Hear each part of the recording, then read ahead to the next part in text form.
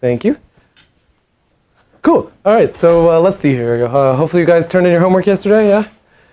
All right, if you didn't, I guess you got a few late days to work with. It must not have been too bad. Our office hours were pretty quiet, or we've managed to scare everybody out of this class. Yeah. So the next one will go out hopefully today or tomorrow. Your TA did his job. I just haven't done mine, so I'm going to double check that, and then that'll go out. I guess your reading thing was done. There will be more reading there soon, and as a reminder to the graduate students who are oblivious among us, next week is spring break, so there will not be class. And then I'll see you the week after. Any questions about the kind of ongoing class stuff? When is your check-in due for your project? Right after spring break. Fabulous. So, do that. Cool. All right. Excellent. Well, in that case, let's get started for the day. So we're continuing on with one of a topic which is very close to my heart, which is the Laplace operator, which shows up just about everywhere, certainly in applied geometry and somewhat in sort of modern differential geometry theory as well. So we spent all of last lecture seeing all kinds of different operators that already kind of have a lot of structure and that's similar from one another. And the one object that we're missing is the operator that acts on functions that are truly on a surface or a manifold. And so it takes in the function and computes something that looks like the Laplacian of the function.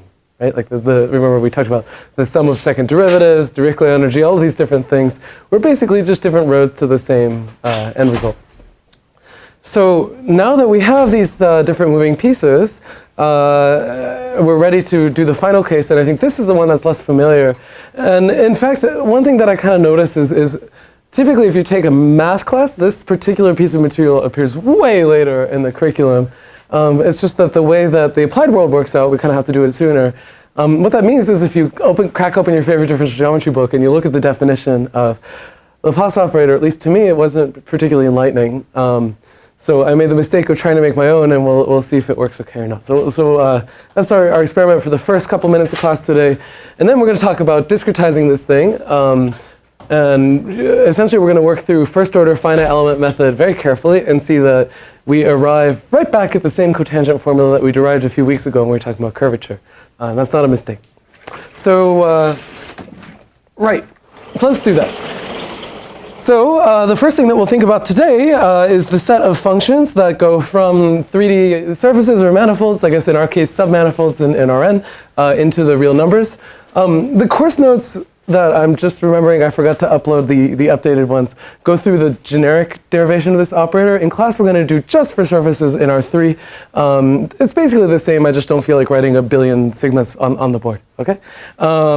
Yeah, so our basic job here is to take a function on a surface sitting in 3D and define some object that looks like it's Laplacian in a way that, of course, if our surface were really a flat plane, agrees with the Laplace operator we have there. Yeah? And this is a little bit tricky because, I mean, how do we define Laplacian so far? Well, there were a couple different means, right? One was to sum up all the second derivatives, but we haven't really defined what it means to take a second derivative on a surface. We can take first derivative, that gives us some kind of vector-like thing, but differentiating vectors is kind of a tricky matter because vectors are tangent, and I can't really subtract vectors at different points because they're in different tangent planes. Somehow that breaks the rules. Yeah. Of course, I guess in an embedded surface we kind of can, but that would be immoral. But that aside, I mean, what were some other things we did? We talked about Dirichlet energy, which at least gets rid of the need for a second derivative, right? That was just the integral of the first derivative. But even there, we haven't defined what it means to take gradient yet, so we're in a little bit of trouble. That's our scenario so far. Okay. So to do this, we're going to start with some things that we already know and then build up from there. It's the surprise of the century here. In particular, you guys might remember when we talked about curvature, we defined this kind of interesting object, which you computed on your homework, right, which is the differential of a map. The basic idea here is if I have a map from one manifold into another, remember how I kind of differentiated this? I didn't just go and compute a Jacobian. There's no matrices to be had here anymore. We're doing everything intrinsically. But one thing I can do is say I'm going to take a point on my surface and take a curve through that point. Right? And if I look at the image of that curve under my map, it's some curve on the other object. right? And so if I differentiate this guy, then what I get, essentially the operator that multiplies by the Jacobian, although we don't like to talk about it that way, is something that goes from tangent vectors here to tangent vectors there, and gives us sort of the rate of change of that curve over there under the image. Right? And this is this object we call the differential. Yeah? And so that's the notation, right? We have this operator d, which takes in a vector and outputs a vector on the other side. Or if our function was just a scalar, right, then it just gives us the directional derivative. Yeah? Notice, by the way, that's not incompatible. Like I got a reasonable question in my office yesterday, which is you somehow overloaded this d operator, right? Sometimes it's differentiating maps, sometimes it's differentiating numbers. Like, what's that about? And you're not wrong, except that you can think of the real numbers as a one-dimensional manifold, and then it all kind of works out. Yep. Okay. So this is the picture we draw, but let's think specifically in the case where phi is just like a function. Like it's just assigning a number to every point on a surface. Right? So in this case, this d phi operator is a directional derivative. That's the one we're worried about today. Yeah? So how do we do directional derivatives in like Euclidean space? When you took a multivariable calculus class, what did you do? You took the gradient of a function, right? And then if you wanted the directional derivative of that function, you took the dot product between the gradient and the direction that you cared about. You guys kind of remember this? Yeah. So somehow we've done things in reverse order here, right? I haven't defined a gradient, but we hopped right over that and went straight for a differential. And now what we're going to do is reverse engineer a gradient vector. Yeah? So in particular, let's prove a little lemma here. Here's a vector field on the surface. It's tangent. Conveniently, it's print screen from one of my old papers.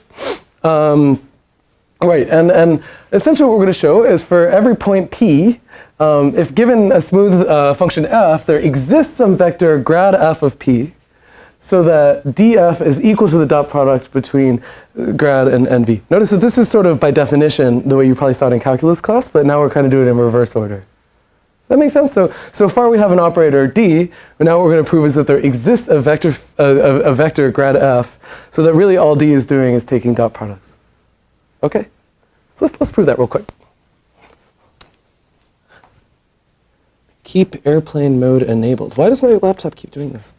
I think it's when I trip over this thing. Okay, right. So in particular, the way we're going to do this, so we have some p in our manifold. Yeah, and let's take a basis.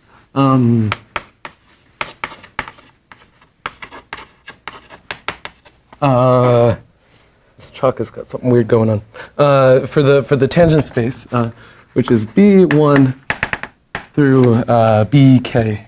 So maybe we have a k-dimensional submanifold. Okay? So our job is to understand the what's it called? The differential of some function f. Yeah? So in particular, well, then what does the differential do? It takes in tangent vectors, and in this case, it gives us scalars, right, because it's the directional derivative. So we're going to define a quantity here, which is A. I'm going to try and be consistent about my subscripts and superscripts today for fun. To be equal to what? Well, kind of the only thing we know how to do so far is evaluate df at p at each of the bases. Okay? So far all I've done is taken the directional derivative in each basis direction. Notice I haven't assumed that my basis is orthonormal here. So we're going to have to do a little extra work. I thought that would be fun just for a little bit of a refresher on our linear algebra. Okay, so in particular, I'm going to claim that grad f at p has a particular expression, which is ai g upper ij bj. Maybe for fun, let's put vectors on here because it's going to be confusing. What's a vector? What's a scalar? Okay. So here I'm going to define a matrix G lower ij is equal to the basis I dot product with the basis j. Okay, and that G upper ij is equal to G lower ij inverse. This is bad notation. Let me see here. Maybe the best way to do it is like that. whatever. So essentially, this is a k by k matrix, and when I have the upper indices, this is like the inverse of that matrix. Cool? Okay. Everybody understand the statement so far? No? Yeah. Yeah, that's why I don't like this notation. Inverse. This is, I'm actually not sure how people typically notate this. This is matrix inverse.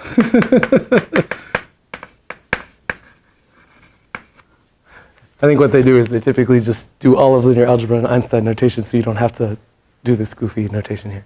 Okay. In particular, by the way, in case there's any lack of clarity here, let's say that I have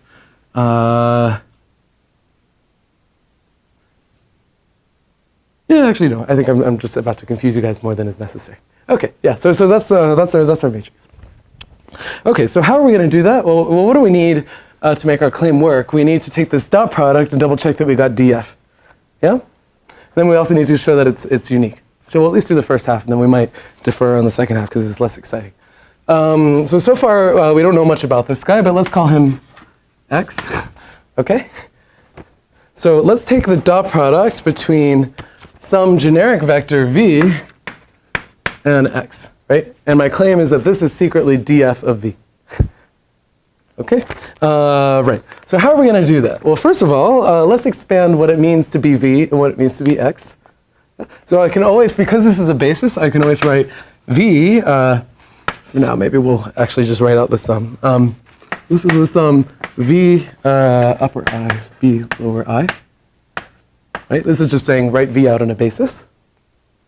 Okay? And we're going to take the dot product of that with our expression for our gradient here,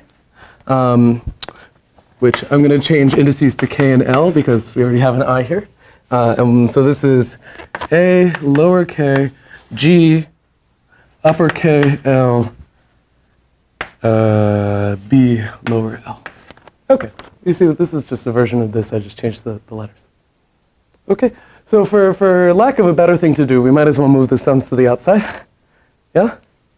In fact, out of sloppiness, I'm going to leave the sums out altogether, right? We're grown-ups here. We can do Einstein notation. Yeah? So what do we get? We get, let's pull out all the scalars first. So I get v upper I, a lower k. Now we have bi dot product with bl, which by definition is gil. Yeah? And then we have gkl, like that. Did I get that right? Yes, I did. Everybody with me so far? And of course, again, remember, anytime you repeat an index, it's secretly sums. Yeah? Okay. What is this?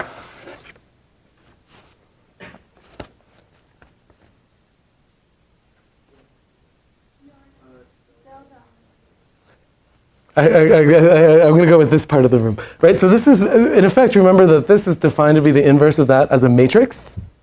Right? And we're summing over what? We have to be a little bit careful about the shared index, but conveniently G is symmetric, so you don't have to be too careful. Yeah?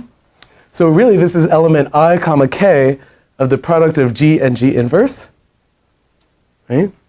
And what is that? Well, the product of G and G inverse is just the identity matrix. Right? So this is really like delta ik, right? Like, oh, that's a k. Like this is the number that is 1 when I equals k and 0 otherwise. Yeah? So in other words, really, this whole sum is equal to vi ai, right? Because all the other terms go away. You see that? Sneaky, huh? If you're wondering how I came up with this expression for x, I basically reverse engineered it from the proof that we're about to see. Okay, so right. So remember that ai, by definition, right, this is vi times d f at p of the basis I. Yeah? And now what are we going to do? Well, df is linear, so I can move that inside. Vi, vi. And this, by definition, is dfp. Cool.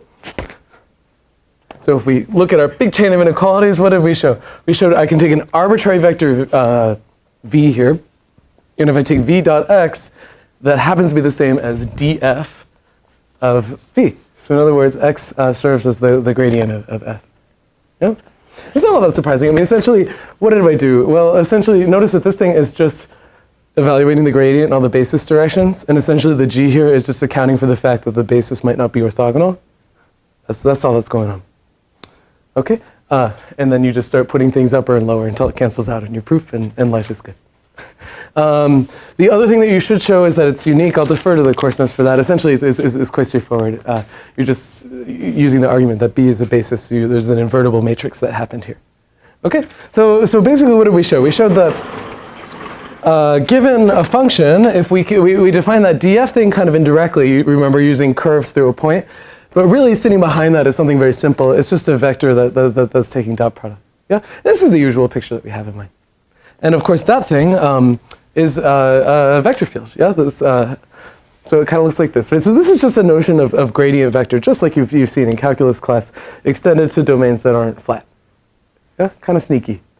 Everybody with me so far? Any questions? Cool. So now there's order in the universe. And we can go about defining a Laplace operator. And notice, remember that how did we define Laplacian? Well, one thing that we did is we looked at the Dirichlet energy of a function. Right? Remember what that was? That was E of f 1/2 the integral over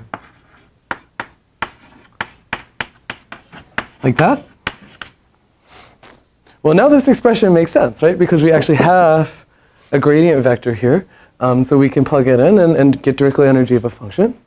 And so now we can do cool things like take assorted functions on a bunny and sort them by their craziness level, like I've done here on the screen. Just like we did in the previous lecture for functions on a region. So then what did we do? Well, if you recall, the way that we got to a Laplace operator, as with most things, we took the first variation of this guy, and what came out, just basically by integration by parts, was the Laplace operator. And indeed, you can actually do this, but it requires a little bit more complicated machinery than we have at our disposal. So in particular, one thing you can do is define this kind of weird norm, or inner product of functions, right? So if I have two smooth functions f and g, I can take their inner product by taking gradient of f, gradient g, dot producting these two vectors at every point on the surface, and then integrating. You can check that this satisfies the properties you need to be dot product modulo shifts, but we don't really care about those. And one thing you can do, for example, using Rhys representation theorem, if you've taken an analysis class, is show that for any operator like this, there exists a linear operator like this hiding underneath it. In case you're not used to seeing this, one way to see it is like, let's say that I have, I can think of gradient like a linear map, right? It's mapping functions to functions in some other space. So roughly this inner product here, you can kind of think of like, I take, some operator g, which stands for gradient, and apply it to f. I have g and apply it to g, and then I'm kind of taking some dot product, right? That's roughly what's going on here. And so one way to kind of view this is, of course, this is like f transpose g, like that. And if I just factor this way, I see that there's an operator hiding here. Turns out the finite dimensional proof of Rhys representation theorem is parentheses, but of course in infinite dimensions it gets a little tricky. I tried really hard in the course notes to make this work out in a way that makes sense to computer scientists, and I couldn't. Every time I had to make a little bit of a leap of faith, and so I decided for fun we'd do a second proof, which is more concrete but a little more of a headache. So remember that we also defined Laplacian to be equal to minus div of grad, and somehow we're halfway there. We have this guy, right? But actually it's not totally clear how to define divergence yet. Yeah? So let's spend 10 minutes doing that, and then we'll flip to discrete side. The nice thing about the discrete Laplace operators, even if I've totally lost you here, it's actually much more concrete and easy to think about. Okay, but just for fun, let's say that I have a surface, as we do in this class quite often. Ooh, I even drew myself a picture. Okay, so here's my surface, our usual picture. Here's a point P. Here's a neighborhood around P. Here's a map. Right, that's our usual thing. Here's a parameterization. Okay. So what do we know how to do and what don't we know how to do? So far we know how to do div, grad, and curl. So this is sitting in, let's just do an R3, right? We know how to do div, grad, and curl in R3. We just don't know how to do it when I only know the values of my function along the surface. Yeah? So one sneaky way to define div, grad, and curl on a surface is actually to extend your function a little bit to a neighborhood around the surface. Take div, grad, and curl of that, and then just restrict it again. This was, Sebastian and I found this in a footnote in one of my old differential geometry textbooks. Okay, so let's do that really quick. And so in particular, so notice that phi is really like phi, you can think of it as x, right? It's a parameterization from, position here to a point on the 3D surface. Yeah? And so this, maps into R3. One thing I can do is extend this in a funny way, where what I'm going to do is kind of stick like a little cylinder on top of my surface. So in particular, take n to be the unit normal, just like we normally do. Yeah? Right, and let's define the following, which is a parameterization in some sense of 3D space, as follows. So we're going to have phi of x1, x2, and then we're going to take the normal, I guess really at x1, x2, but I'm going to, well, I'll put that there. Scaled by x3. Does that make sense? So in some sense, what have I done? Let me draw a different picture. So I'm going to take this neighborhood, and I'm going to kind of draw it like follows. Like that. So here's my surface is sitting down here, and now this is like the x3 direction. You see? So I've just kind of lifted a little, given it like a little piece of acne sitting on top of the surface. Okay? Cool.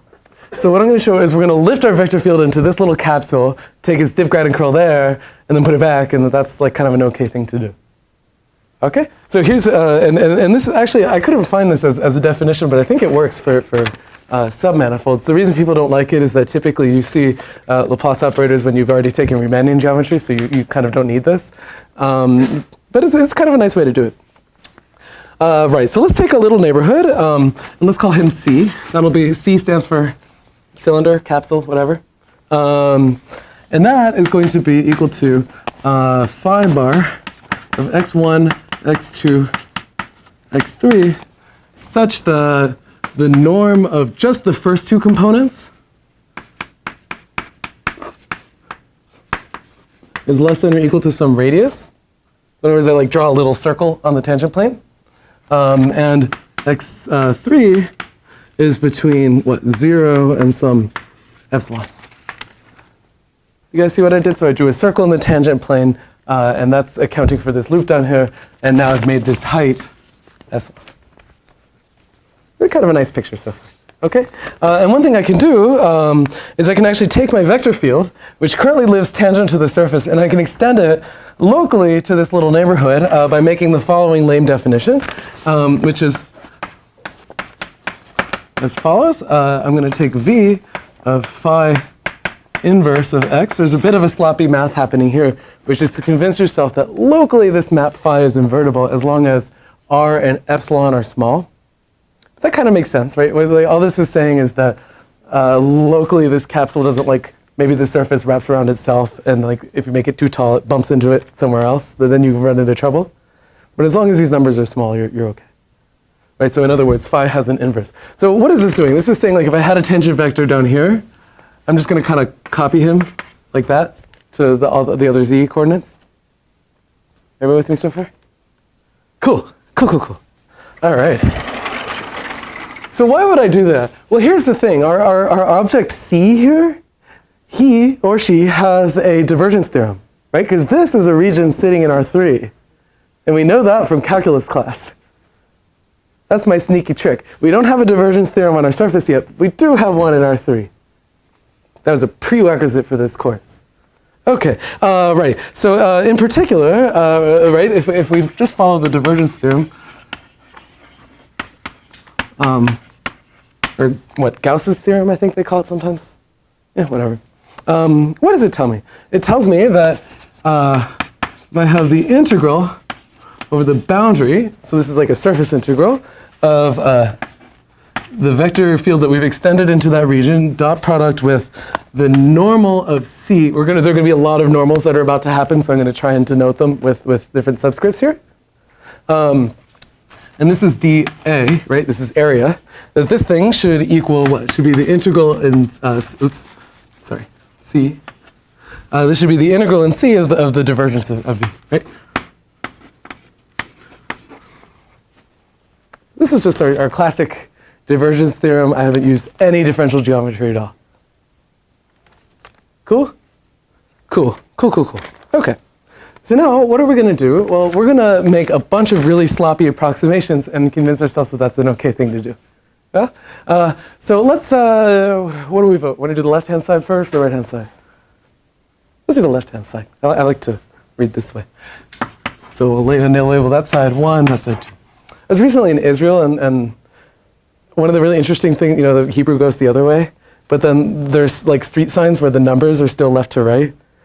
And like these people's brains must be like just wired differently, right? There's like random access happening to read this thing. Anyway, okay, so everybody see so far? Okay, so here's the kind of neat thing that happens. Yeah, so let's take a look at term number 1, and let's go back to our let's go back to our picture up there. And let's think about what this thing is doing as long as our radius is relatively small. So remember that our vector field V, by definition, he's a tangent vector field. Right? We are only concerned with tangent vector fields when we compute their divergence on a surface. So let's think about the surface integral for a moment. Right? So this surface integral has sort of 3 terms, right? One around the boundary, one on the top cap, and one on the bottom cap. What's going to happen to the one on the bottom cap? Well, what is NC here? Well, it's just the normal to the surface. I guess times -1, the way that I've drawn it here. And V is tangent. So what ends up happening? It's 0, yeah? And similarly, on the upper cap, this is where we're going to be a little sloppy. As long as epsilon is very, very small, that number is basically 0. Yeah? Do you get that? We're gonna be a little sloppy here. And the reason is that, remember, I defined my vector field to just be kind of the lift of the one on the surface. Yeah? So if we think of the top part of the cap as just a lift of the bottom one, then roughly they're still just orthogonal to one another. So what am I left with? I'm left with just an integral around the boundary. Yeah? So let's see here. So I call this little patch on the surface C0. Okay? And then I'm going to call this boundary curve. There's like way too many surfaces and boundary curves happening here. We're going to call that boundary of C0. This is the best I could come up with. I'm sorry. Okay, so this is 1-dimensional, 2-dimensional, 3-dimensional. There's a lot of different moving parts. In the course notes, I attempt to do it in n dimensions, and you'll see it gets really ugly. That's why I thought I'd do it in 3 in class. Okay? So again, boundary of C0 is a curve, C0 is a region, C is a volume. Whew. Okay. So then, roughly, what is this integral? Right, this is a surface integral. Roughly, this thing is equal to just a boundary integral around C0 of what? Well, it's just the tangent vector field dot product with the normal to C0. This is a tangent vector in the surface. This is where this is going to get tricky. All of this just scaled by epsilon. You guys see what happened here? So this is, I'm taking a surface integral. I have this vector field along the surface, like that. And I've got this guy has his own normal, right? So roughly, assuming the vector field doesn't change that much in this direction, which it doesn't by construction, right? One way to get what I wanted was to take the line integral around the boundary and then just multiply by epsilon to account for the height. Yeah, so as long as epsilon and r is 0, to first order, this expression is certainly true. And this is dl. Right, this is a 1-dimensional integral. Told you I was going to be a little sloppy, but I think this is believable. Okay, so now we're in good shape because notice what isn't here. There's no v bar, right? Because this is just happening on the surface, and v bar and v agree as long as I'm on the surface. Okay, so that's term 1. Now let's do term 2. It's going to be kind of a similar logic. So as long as r and epsilon are extremely, extremely small, because again, what are we going to do? We're going to take a derivative, so it's kind of okay to do that, right? Term 2 is roughly equal to the volume of C multiplied by the integrand just evaluated at the center point. This is the lamest integral ever, yeah? To first order, that's certainly true, right? This is plus big O of r and epsilon, yeah? But I'm going to take a limit as r and epsilon go to 0, so that's okay. Okay. You guys look suspicious. Any questions? You should have lots of questions. I'm doing lots of sloppy math here. I feel like a physicist. Okay. All right. So first of all, what is the volume of C? Well, this thing is roughly the arc length of C naught just times epsilon. Or that's a total lie. It's the area of the region on the surface just multiplied by the height, right? This is a cylinder. Yeah? So one way to say that is that this, that's the squiggly equal sign, is the area of C naught just times, right? Because that's how you get the area, the volume of a cylinder. Cool. Notice a nice thing happened here. Yeah? And what's left here? Well, what is this is the only extrinsic term we have left. So let's think about him for a minute here. So in general, when I have the divergence of a vector field, right? There are many different ways to compute it. One thing you can convince yourself. So remember that divergence is rotation invariant. I can rotate my volume any way I want, and I'll get the same divergence, which is a good thing. Otherwise, like, physics would be broken. Yeah? So think about what that means. So in general, right, the way that you're used to computing divergence of some vector field, right, is like d wi dxi, like that, right? Like you take each element and you sum over I. So you like take the x component differentiated in x plus the y component differentiated in y plus the z component differentiated in z. So wi, in some sense, is a scalar function. Not in some sense. It is a scalar function, right? It's the ith component. Yeah? So there's a different way I could notate this. I could write that this, I take the gradient of wi, and I dot product that with the ith basis vector. It's kind of a weird thing to do. Okay. Right. So what does this suggest that we do? Let me flip my page on my notes here.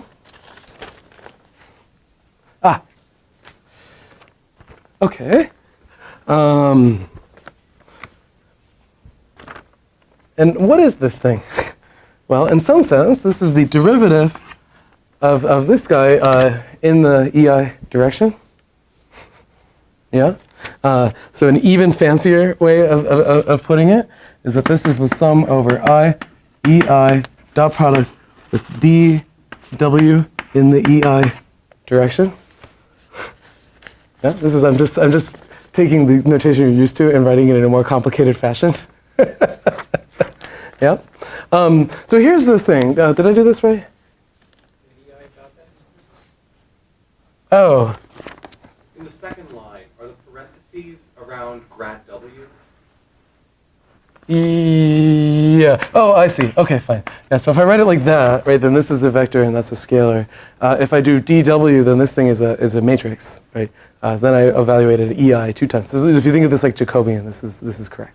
Yeah. W is W, not WI. Yeah. So here's one way to think about it. I'm sorry, I got myself confused for a second.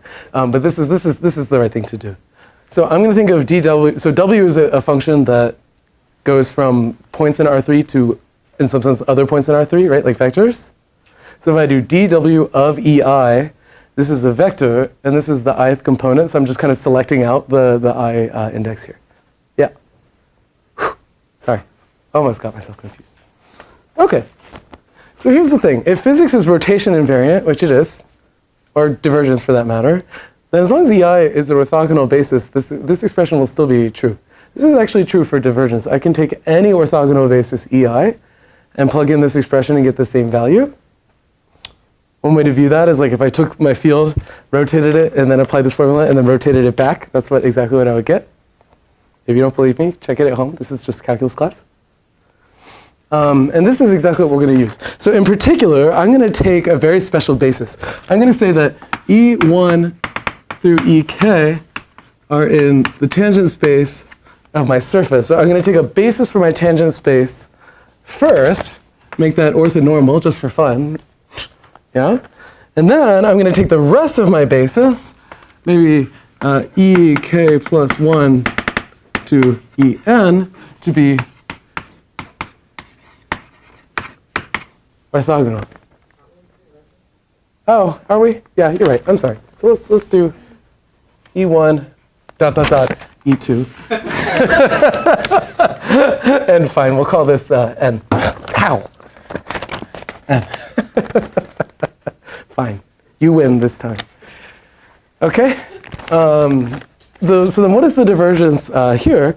Well, okay, so it's equal to E1 dot product dv bar in the E1 direction plus E2 dot product dv bar in the E2 direction plus E3 dot product with dv bar in the, well, let's call this, now you're throwing me off, n dot product in the n direction.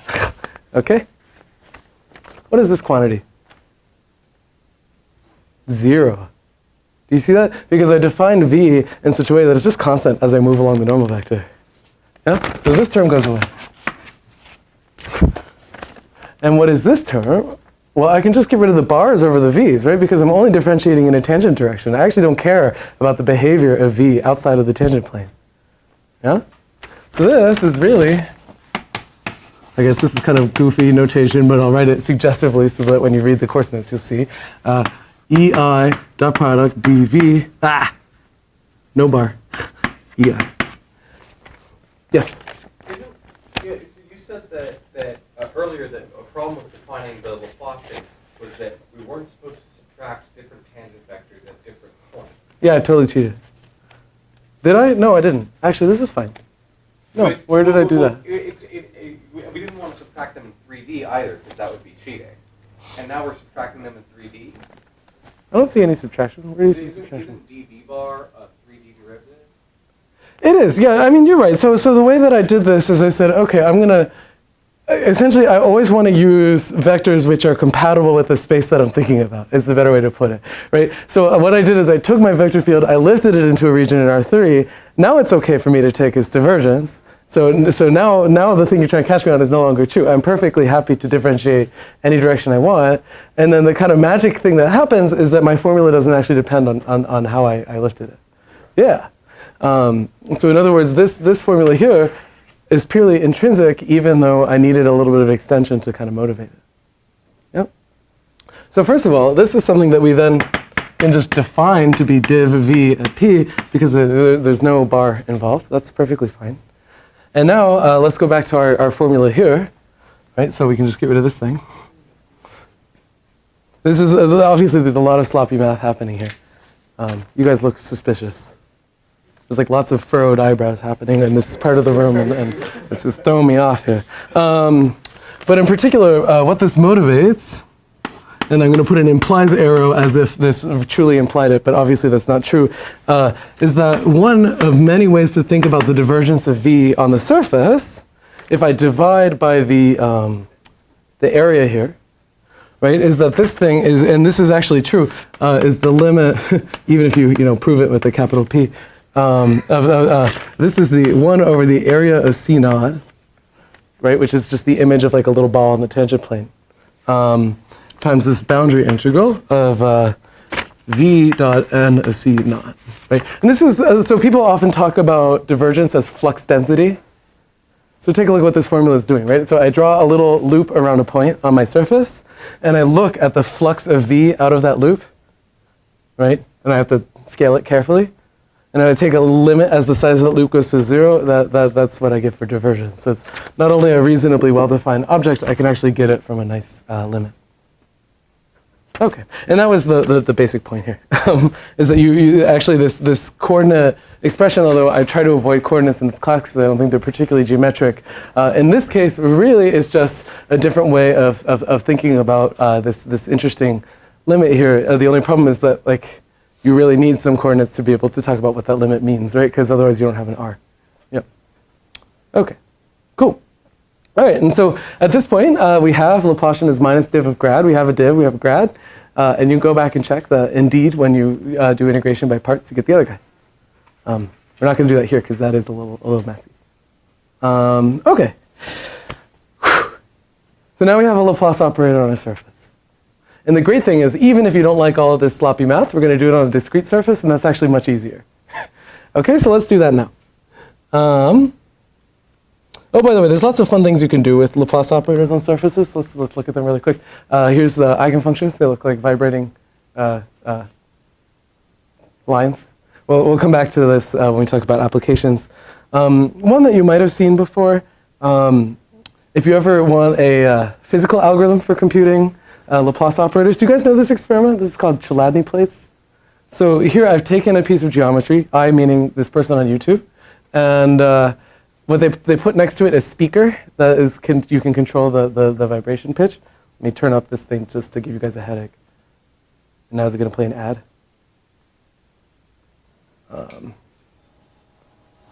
So they're pouring sand on this table here. I think they're shaking the table a little bit just so the sand doesn't get stuck. And now they're playing a pitch in the background. So what's going to happen? Well, remember the surface vibrates according to the Laplacian eigen functions, right? Like these vibrating things. And where does the sand not move? Well, it's anywhere like a point about which the vibration is vibrating, right? Everywhere else the surface is going crazy. So the zeros of the eigenfunctions are basically the places that are staying still. So when you put the sand on the surface, that's where the sand is going to go, right? Because everywhere else it's going to get kicked off. So as you change the pitch, what's going to happen? Well, the surface, a different eigenmode of the surface gets excited. This is kind of a slow experiment. And there it is. So now you can compute Laplacian eigenfunctions on the surface. And now you put a little more sand on there. Just like the isospectral drums, by the way, if anybody manages to reproduce this in class, I will give them extra credit.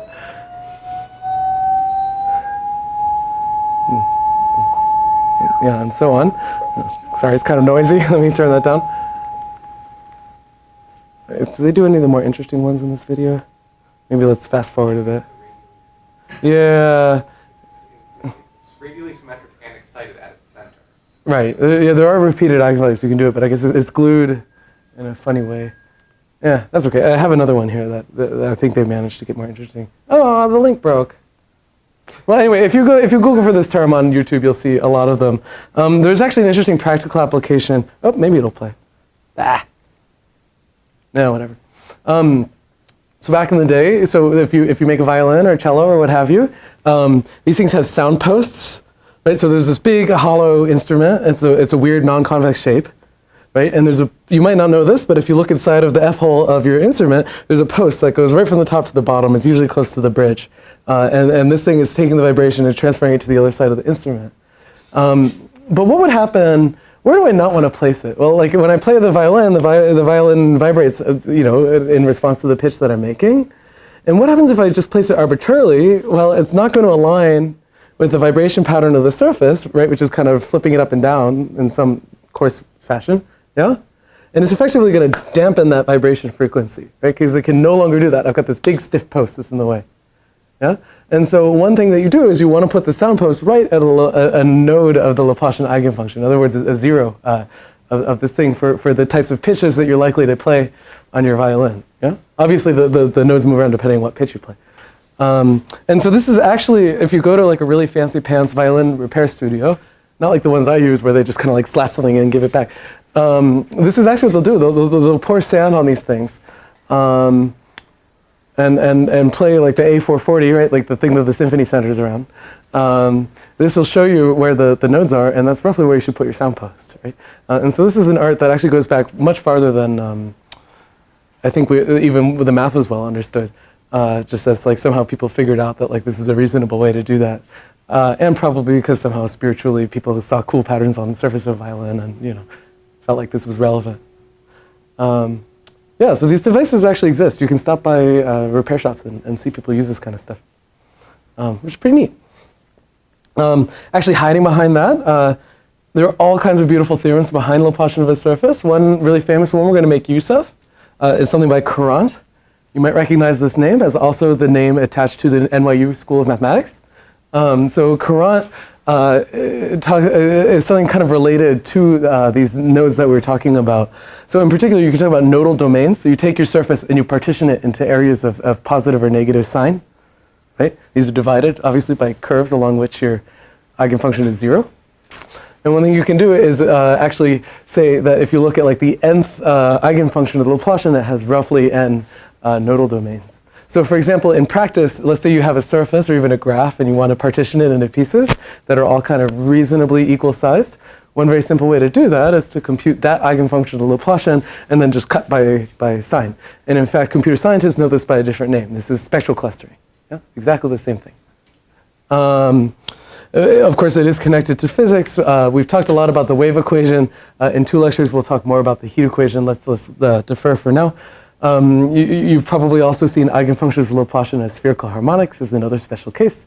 And indeed, so much is known about these things. So for instance, sort of related to Courant's theorem, if I define a function n, which is the number of let's just say eigenvalues, I'm sorry, less than a given lambda, right? So what does n do? It's kind of a weird function. It like hops up every once in a while when you pass a particular eigenvalue. Right, Weyl's law, which is one of the most famous things in spectral geometry, tells you that actually asymptotically you know something about this thing. It grows like d over 2, where d is the dimension of your manifold. And we're going to use all of these things in practice. Yeah? So in other words, if I took my eigenvalues of Laplacian, I just plotted them in order, I can say something about, like, does it look like a parabola or a line or what have you. Yeah? And finally, the Laplacian also shows up if I take the first variation of surface area, and indeed we're going to see that in just a minute when we define the discrete Laplace operator, because it's going to be exactly the same one you did on your homework when you wanted to smooth out a surface. Okay? So anyway, with that, now hopefully you have some intuition of sort of where the Laplacian appears, right? There are many different roads to the same place. You can start with the wave equation. You can start with a second derivative. You can start with an energy measuring smoothness. You can do divergence in grad, and in each case, you kind of end up back at the same place, which is this neat positive definite object. Next, we're going to figure out how to actually compute it in practice, and then we're going to talk about 5 billion different applications that essentially, step 1 is compute Laplacian, step 2 is do some small linear algebra thing to it, like, eigenvalues, inversion, whatever. Step 3 is just read off the answer to your cool geometry problem. It's really that simple. And so this is one of these extremely powerful objects that once you get a little bit of an intuition for, even though it's a little bit abstract, you can do all kinds of really cool stuff with it. Okay, so let's get started with that. Right, so let's talk discrete Laplacians. Ta-da, okay. All right, and so remember our focus is now we've thought of the Laplacian as this operator that takes in functions and outputs functions. Now our goal is to make it back into a matrix, right? Something that we can deal with on the computer. Okay, and I guess we don't really need review since we're kind of in medias res here. So the basic problem with Laplacian is if you Google for like formulas for Laplacian, Magnus, please don't write this formula down. What you're going to get are a bunch of expressions that look like this. Really, obviously, I'm not expecting you to be able to read this. This is, and it's true, in Riemannian geometry class, these are extremely useful for calculations. As a means of discretizing a Laplace operator, this thing isn't particularly enlightening. In particular, these guys are both derivative operators, and they're derivatives of the parametrization of your surface. So you somehow have to parametrize everything locally, and then multiply by the square root of the determinant of the math. There's a lot of bad stuff going on here. That's perfectly fine in math, but not so good for numerical stuff. Yeah? So we're going to use all the intuition we've built up in the last lecture to do this in a different fashion. And there are many different ways of thinking about why this expression is so problematic. One of them is that Laplacian's a differential operator, kind of just at its core, right? That's what it wants to do, is take derivatives.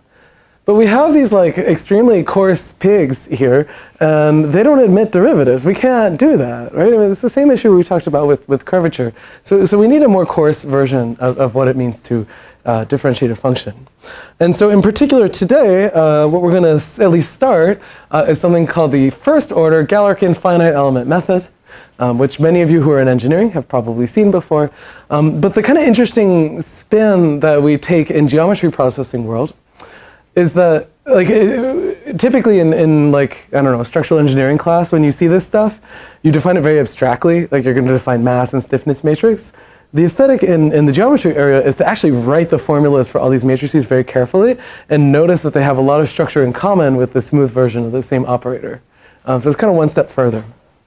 Okay? So remember, we only have like 2 tricks in this class, right? You know, we take variational derivatives and we integrate by parts. That's basically it. If there's like one thing you can get out of this course, 2 things, I suppose it's that. And indeed, thankfully we don't need variational derivatives on a discrete object now.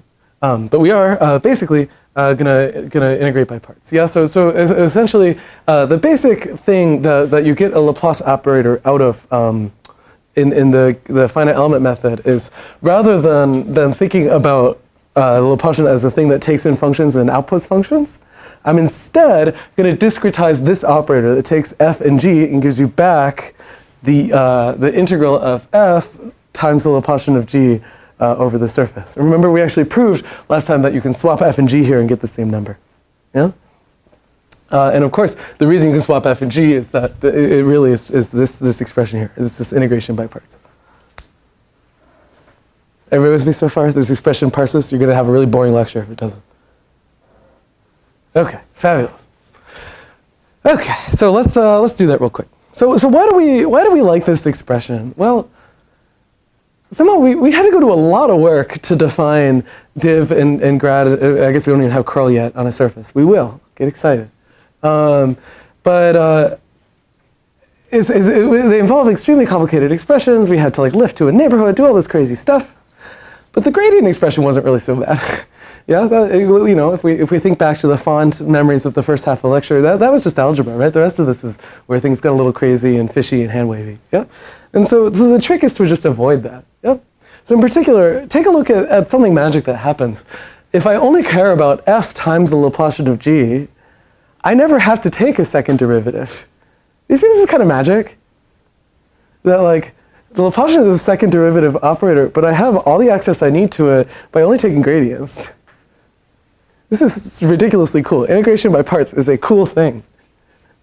You know? And so the trick is to just discretize the right-hand side. Like somehow taking one derivative is much easier than 2 on a surface. We'll see.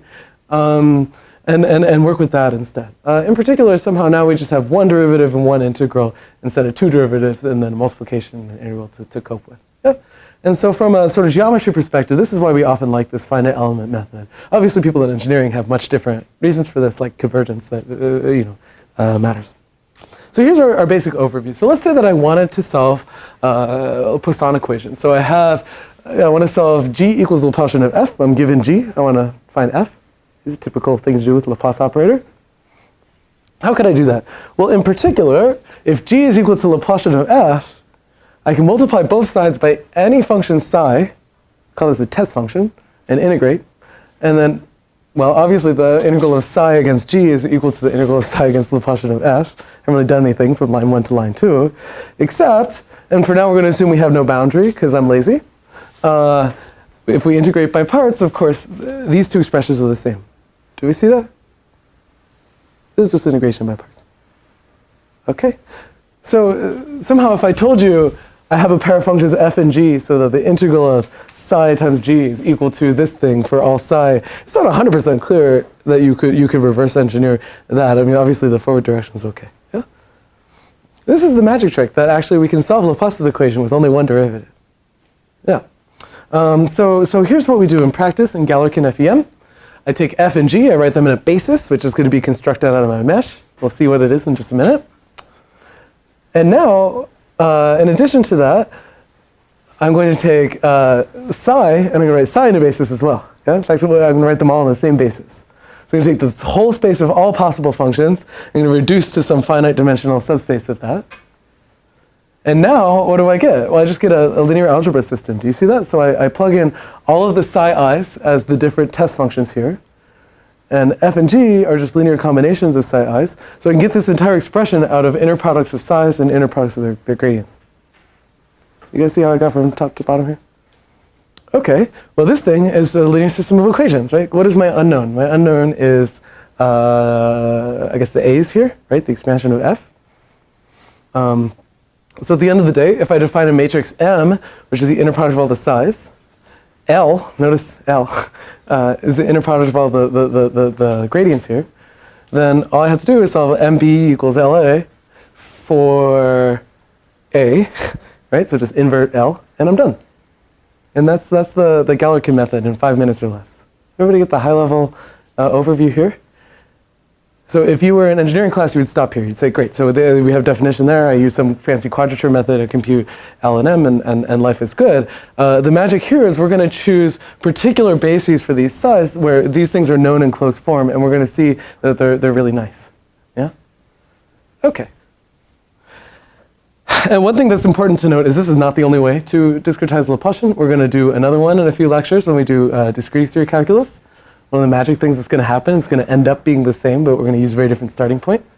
But for example, like divided differences are fine. You could like use some higher order elements. A boundary element method is something that my research group kind of likes, so we can talk about that offline. There are many different ways to solve these equations. These are really basic things in physics, yeah? Centuries worth of people have thought about how to solve Laplace's equation. But the FEM, this Galerkin trick is worth knowing, first just in context of geometry processing, and also just as a numerical person in almost any area. So I thought it was worth doing in some detail. Okay. So unsurprisingly, given the way this course goes, we're going to take a simple object and make it progressively more complicated, and then show that it's sort of the right way to think about it.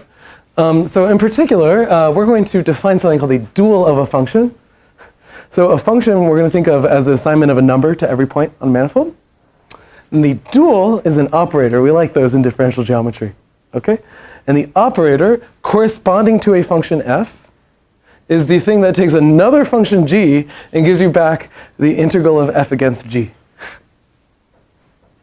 So if I have L, so obviously if I have f, I can come up with L, right? It's kind of like, you know, if I think of f as a column vector, like all the values of a function, then L is somehow a row vector, right? Because I can now multiply it against other things and sum and integrate.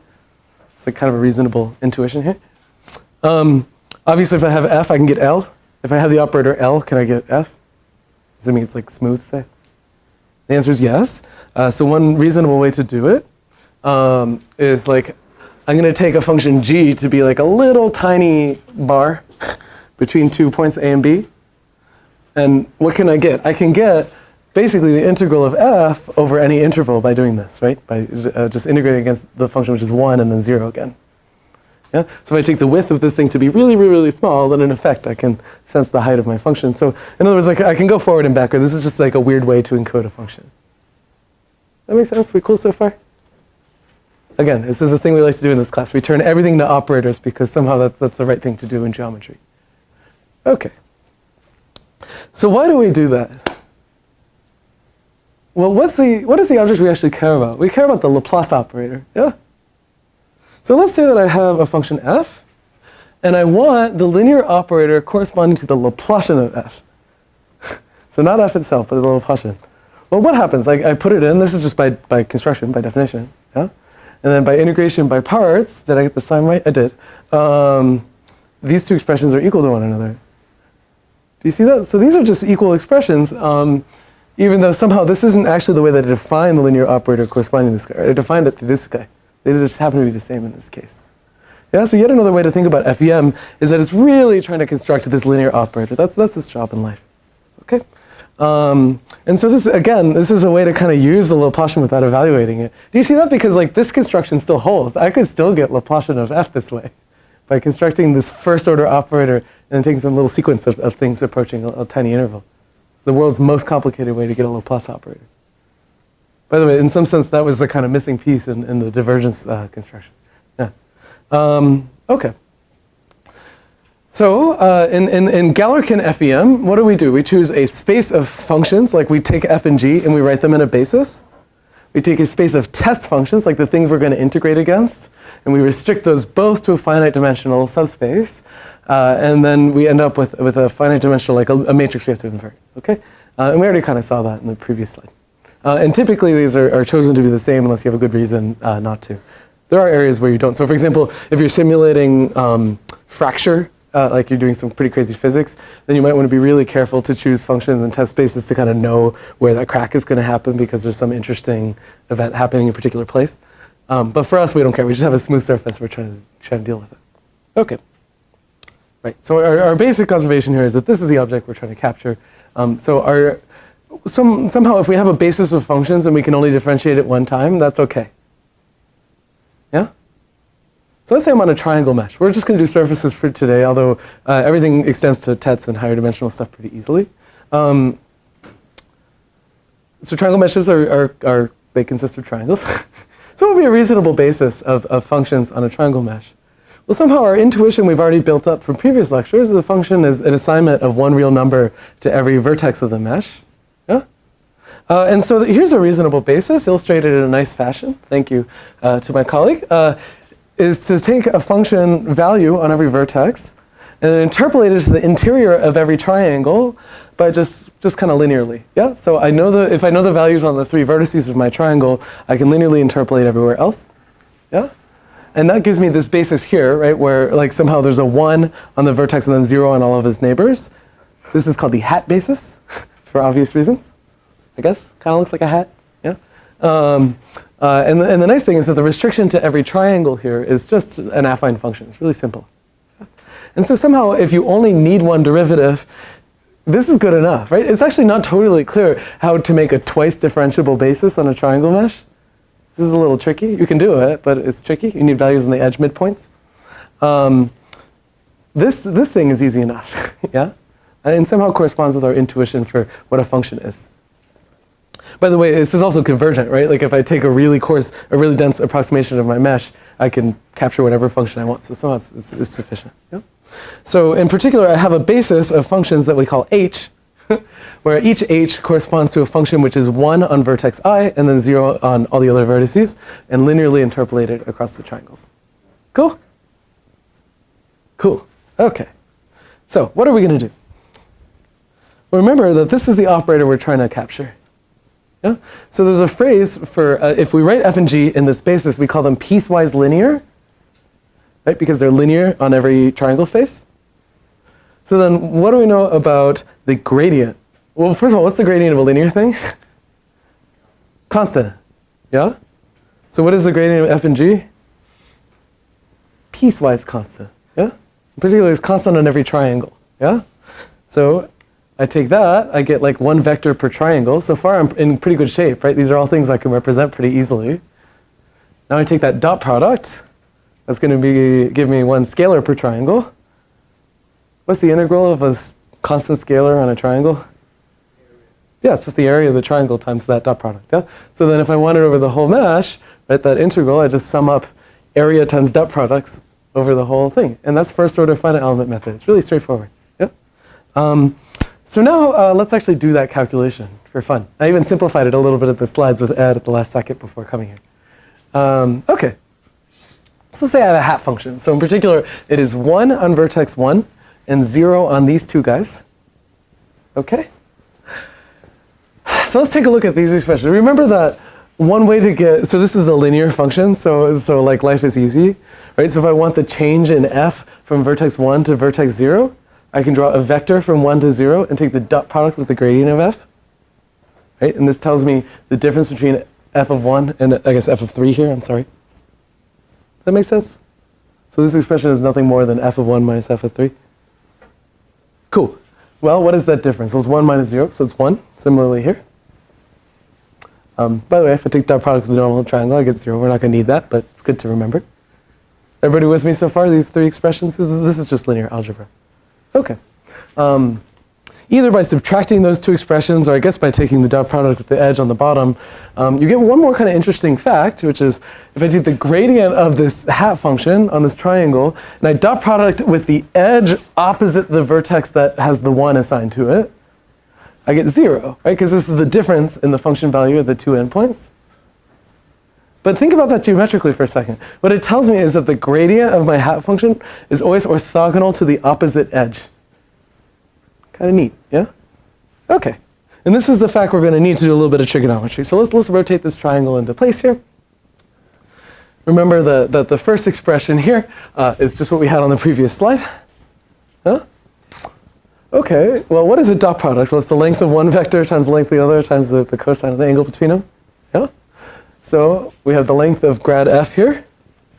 This is 1 minus 3. Yeah? So it's the length of this edge, which we call L3, times the cosine of what angle? Well, it's this vector and the gradient of f. So if you think about there being a 90-degree angle here. Yeah? So what is that thing? Well, if I look, there's a 90-degree complement there, so it's pi over 2 minus, this angle here, which is theta 3, right? The angle. Does this expression make sense? I know I'm waving my arms around a little bit, literally at this point. Okay, but I think this stuff is pretty straightforward. We are going to do the hard argument on the board. Okay, so of course, cosine of pi over 2 minus something is just sine. Yeah. Great.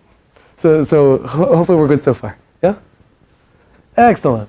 So now I'm just going to solve for the gradient of f. So I'll divide by these two numbers. Right, so this is 1 over L3 of sine with theta 3.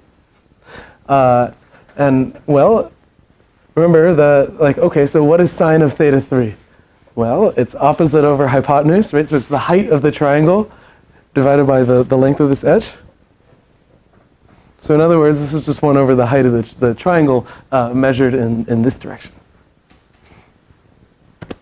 Cool so far? So notice that this is looking an awful lot like our derivation when we took the gradient of surface area. Yeah? This is pretty similar. This is not by accident. Yeah?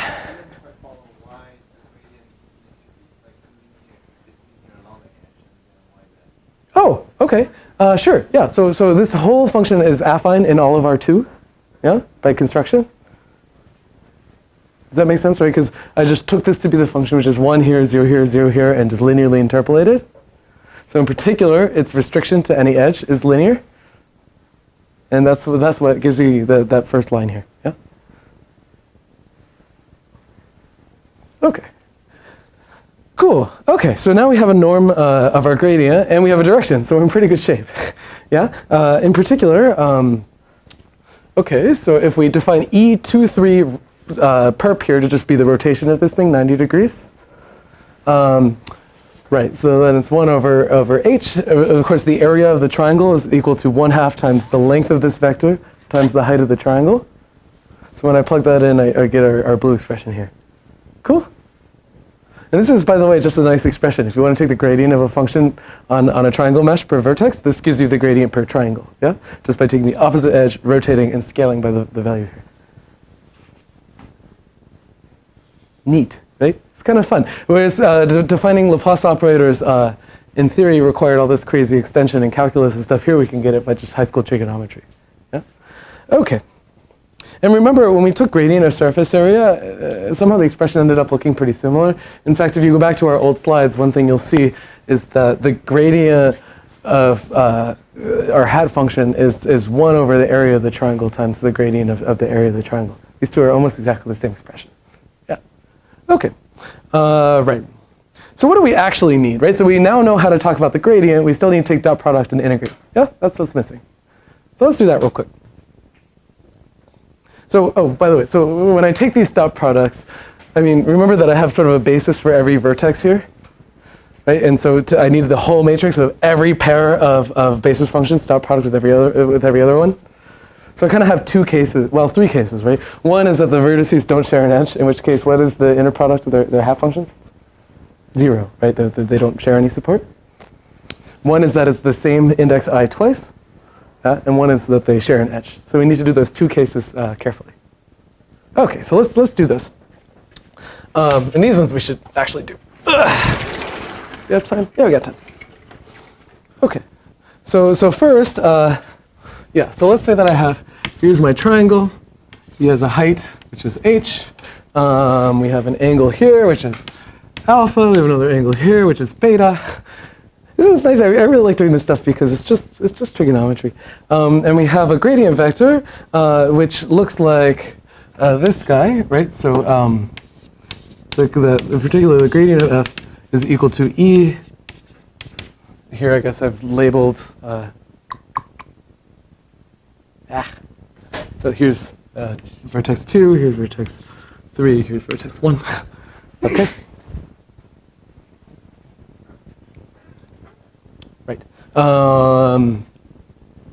Yeah, so this is our picture so far. E23 perp divided by the area, right? Yeah, 2 times the area. Okay, so that's our picture so far. And so now, the first thing we're going to do, and remember, this is the vertex that we're interested in. So let's say that I take the integral just over my triangle of the gradient of this function, dot product with itself. Okay, so what is this thing? Well, conveniently, the gradient is a constant function, so it's just equal to the area of the triangle times the norm of the gradient squared. Yeah? Okay, what is this thing? Well, okay, so it's E, 2, 3. So if we call,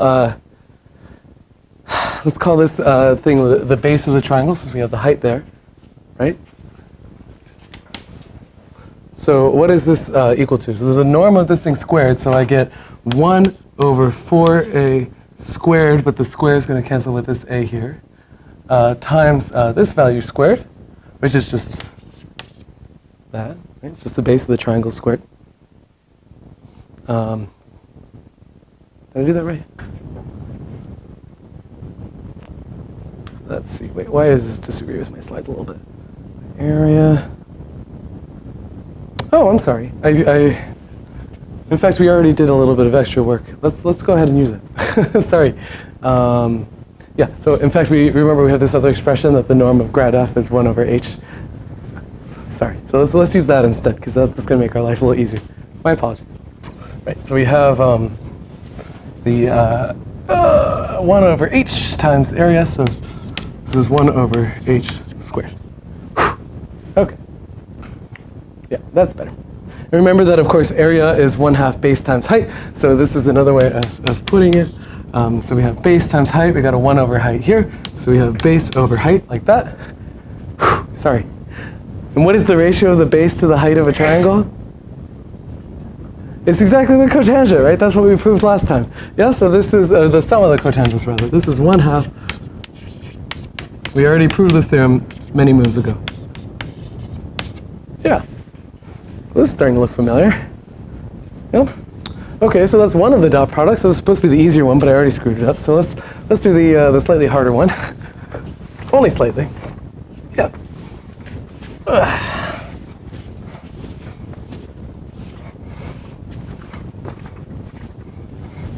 So once again, we have the same triangle. Maybe I'll make him even bigger. That seems to, big triangles makes math easy. Right, and so we have L2, L1, and let's say that I'm taking the gradient of the half function at this vertex, dot product with the half function at that vertex. Right, so in other words, I have one vector here and one vector there. Does that make sense? Okay, cool. And we're going to label these two things. This guy is alpha and this guy is beta. All right. So what are we going to do? Well, we're going to take the integral again over the triangle of the gradient of f centered at alpha, gradient of f centered at beta, right? And as we already have convinced ourselves, it's just the area of the triangle times these things. Yeah, nothing too fancy so far. And of course, right, so we have this guy, but remember, what is the gradient? It's the opposite edge rotated divided by 2 times the area, right? That's what we showed. So we get one factor of 1 over area from this guy, one factor of 1 area that guy. One of them cancels. So I get 1 over 4 times the area, right? Because you get a 1/2 from both of these, times the inner product of, make sure I get the indices right. Yeah, E31, E32, yep.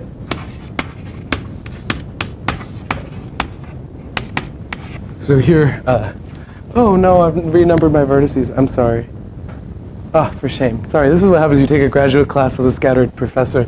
Okay, this vertex is 3 and 1 and 2. Sorry. Okay. Have I managed to lose you guys yet? Okay, so let's think about this dot product for a second, right? So what is this thing? This is like I take some matrix R, right? So I have these vectors like that, right? And I can think of taking R as just the 90-degree rotation matrix to rotate this guy in. But then if I apply the same R to this one, what direction will it point? Out, yeah? So I need minus R times this other edge so that they both point inward. Okay, so then I get R transpose times R inside of my dot product. So in effect, I can write that this is minus 1 over 4a times the dot product of the edges without the perps. There are a lot of different ways to convince yourself that this is true. This is one of many. Okay? Well, cool. Now we've got a dot product of two things. That's something we know how to deal with, right? Because this is just what? The length of one guy, the length of the other one, and cosine of the shared angle. We'll call that angle theta. Yeah? So this is really minus 1 over 4a times L1 L2 cosine theta, just by definition of dot product in the plane. Cool. Okay, so this is the part that we just simplified a little bit before I got here. So now I'm going to do something kind of funny. I'm going to write a different height for my triangle. Remember the area is 1/2 base times height, where I get to choose where to put my height. So I'm going to put my height here. Let's call him H1, right? And I'm going to say, okay, what is area? This is 1/2 times the base, which in this case is L1. Notice I was strategic. I canceled this other L1 times the height one. Okay. So what expression do I get? Let's. I'm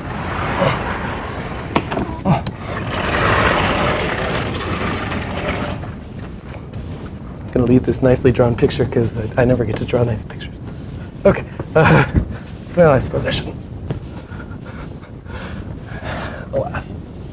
Okay. So what is this thing? So the L1s cancel, the 4 cancels the 1/2. I get minus 1/2 times H1. The L1s cancel, and I got an L2 cosine like that. Did I manage to do this right? I think I did. Yeah.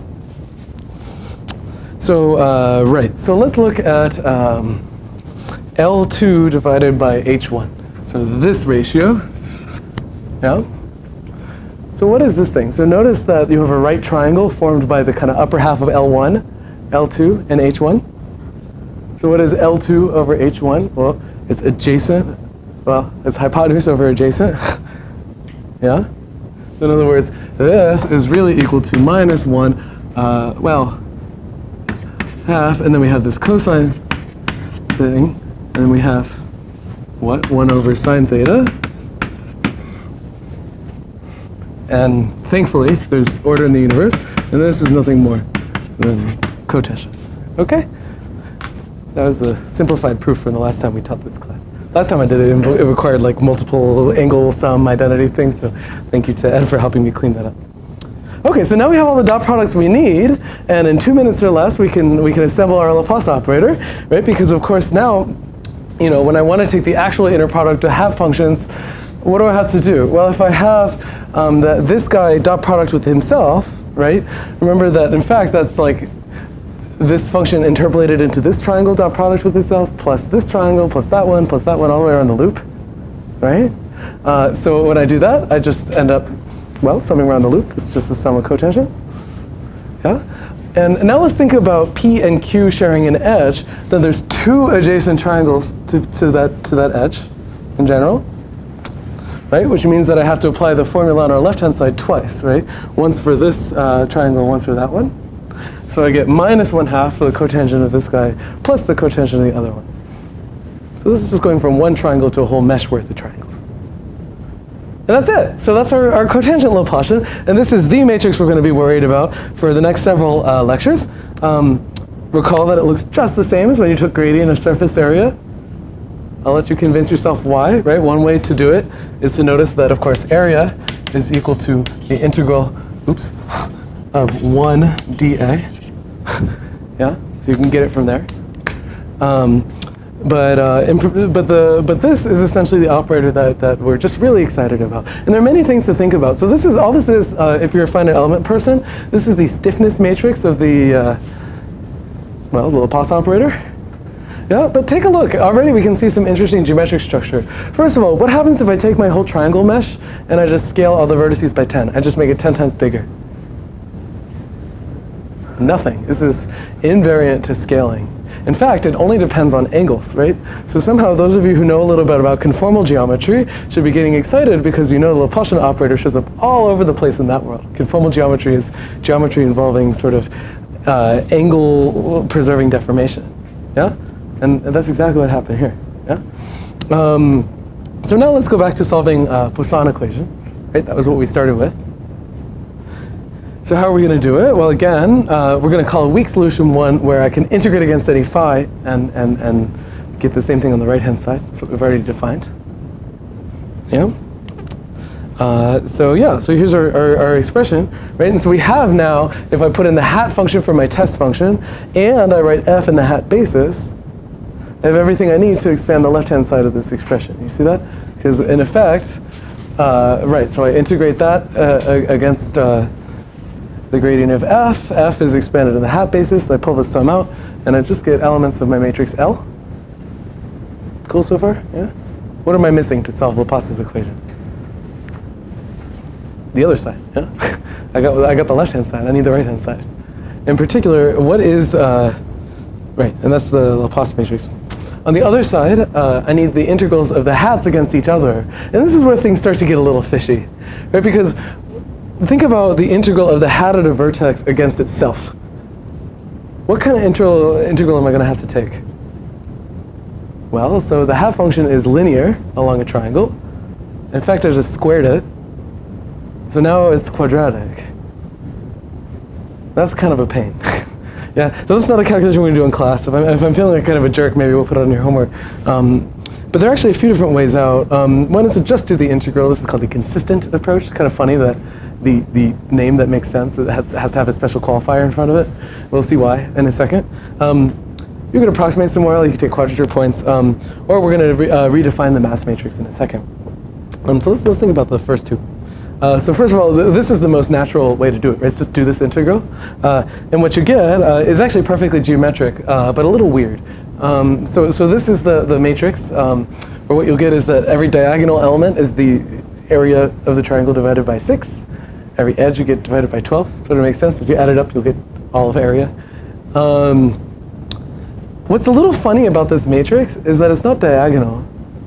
Remember that one way that we thought about these kinds of things? Like, let's say I wanted to take the integral of a function on a surface, not squared, just the integral of the function. How could I do it?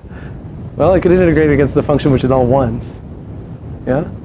And how did we do it before? We kind of took like a little cell around every vertex, we multiplied by the area of the cell, and we summed. That is not what's happening here. You see that somehow when I integrate a function on a surface, neighboring values interact. There's like off-diagonal elements on this in this matrix, and that's a super weird thing to think about, right? Like an integral really should just be like take a value here, multiply by the area, and sum up, right? But somehow that doesn't correspond to the formula you get. It's perfectly consistent with first-order interpolation, but it's just weird to think about. Yeah. Right, so here's your matrix. In particular, a lot of different properties. You know, the rows sum to area over 3, which is kind of what you would expect. All that good stuff. So it kind of divvies up the area of the surface and distributes it to adjacent vertices of a triangle. Yeah. But the issue is it's not diagonal, right? In particular, you know, if I wanted to integrate a function on the surface, right, that's the same as integrating against, you know, the function which is all ones. I expand that in the hat basis. It's just the sum of all the hats. And write all that out. But somehow I needed like a quadratic integral to do that. This is kind of weird. So a very typical thing that people do is cheat it a little bit and take all the off-diagonal elements of this matrix and just stick it back on the diagonal. So in other words, I'm going to kind of approximate the mass matrix with a diagonal thing, which makes my numerical methods much faster. They call this the lumped mass matrix, and it kind of corresponds to our notion of taking an integral before. So you're like kind of taking the area of a cell adjacent to a vertex and just placing it there. This is a hack. by the way, but it's worth knowing because it is actually the most common hack in geometry processing community because there's one less matrix we have to invert. Yeah. So this thing is called the lumped mass matrix. This is the polite way of putting it. And essentially one way to view it is you're kind of assigning an area to the cell around every vertex. And that's going to make a little more sense when we talk about exterior calculus. We're going to think about this operator as flipping from 0 forms, like one value per point, to 2 forms, which are kind of like integrals. And that'll make a lot of sense. Of course, if you do that, then you got to worry about areas and all that good stuff. So anyway, I can see we're over time, so we'll stop for now. But I wanted to get to this point so you have everything you need to do your homework, which will come out today or tomorrow. Yeah, and now you see the cotangent matrix. Congratulations, this is an important milestone in your geometry processing careers. So when we start next time, we'll talk about how to use it to solve a Poisson equation. And then we'll look at about 5,000 different applications that all involve essentially either eigenvalues or inversion of this matrix. And that's it. They're very simple. Yeah. All right, so have a great spring break. Do your homework.